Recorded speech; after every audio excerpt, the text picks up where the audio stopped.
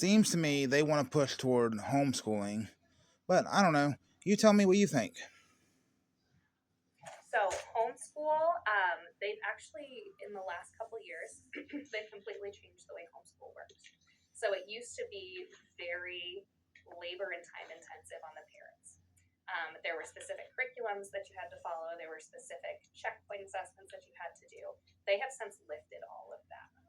So choosing to homeschool Nathan is as simple as filling out this form and submitting it to us.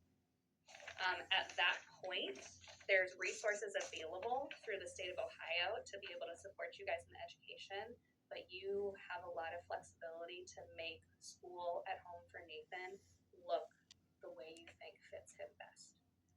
So there's a lot of parental choice. There's a lot of, there's not going to be anyone looking over your shoulder to check what you guys are doing. So if there are, if you're wanting to work with Nathan on basic reading one day and then the next day some self-help skills, there's no one saying he needs to be able to do this by this time.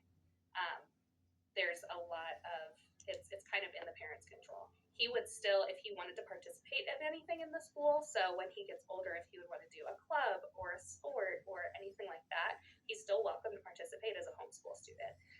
So for example, and this is probably not a great example for Nate, but maybe later on. So my husband teaches middle school band.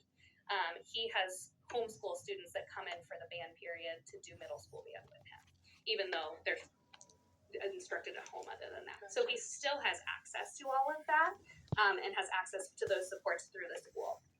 In terms of special education support, there are some schools in the area that as a homeschool student, he could still get special education support through the John Peterman Scholarship. So you could look into that. That's a little bit more complex, but it is available. I actually just learned about that. Yeah, so that's also an option too, or just straight taking the John Peterman Scholarship and finding a different place for him.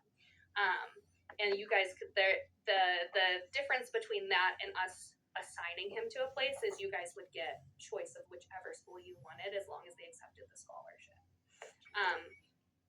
And you can do it in, I think my recommendation would be, and ultimately it's your choice, but I think my recommendation would be if you would want to go the homeschool route or the scholarship route, I would go ahead and fill out the homeschool information so that it stops counting against his attendance, because basically as soon as this is submitted, he is a homeschool student and we no longer count his attendance.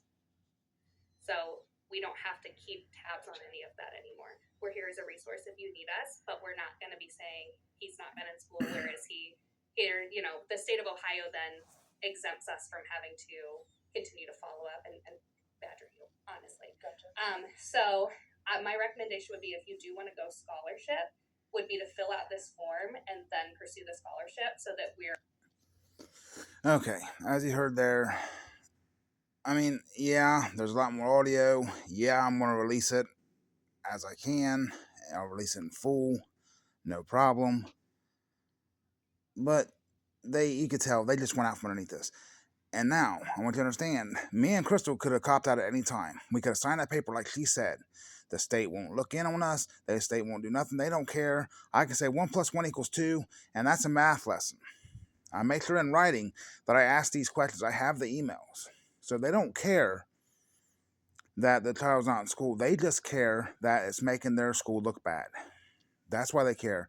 And that's why they're fighting so hard against me. They want me to sign that paper, as you heard. So, and they try to, make it sound like it's going to benefit us. And, well, so the state stops badgering you.